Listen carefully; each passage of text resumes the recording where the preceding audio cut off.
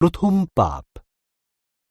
ঈশ্বরের তৈরি করা একটি সুন্দর বাগানে প্রথম পুরুষ আদম এবং নারী হবা বসবাস করত।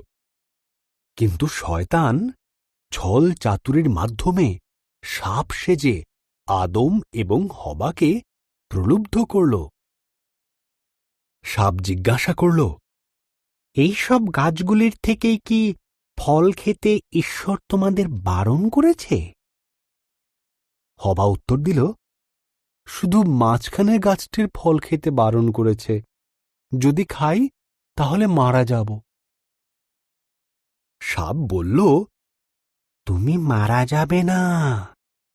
ঈশ্বরের ওই গাছ থেকে ফল খেতে না দেওয়ার পেছনে বিশেষ কারণ আছে।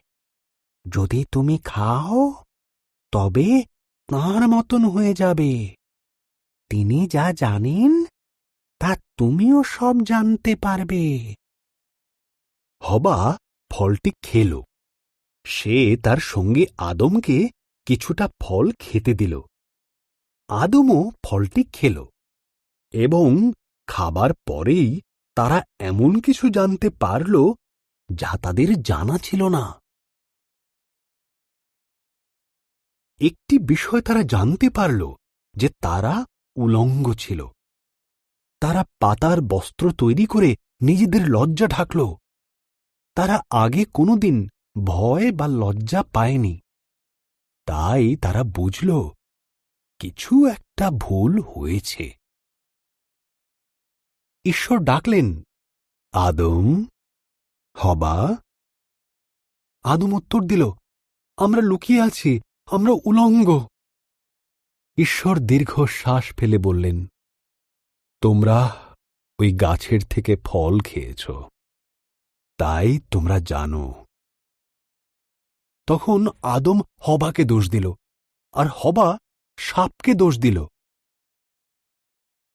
ঈশ্বর বললেন, সাপ, তুমি বুকে ভর দিয়ে চলবে।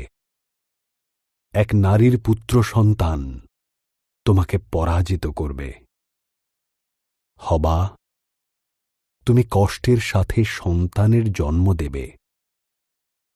আদম, তোমাকে খাবার সংগ্রহের জন্য অনেক কষ্ট করতে হবে।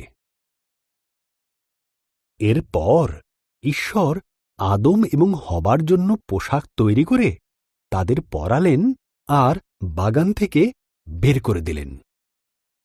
ঈশ্বর এক স্বর্গদূতকে জ্বলন্ত তলোয়ার হাতে দিয়ে সেখানে রাখলেন, যাতে তারা আর ফিরে আসতে না পারে।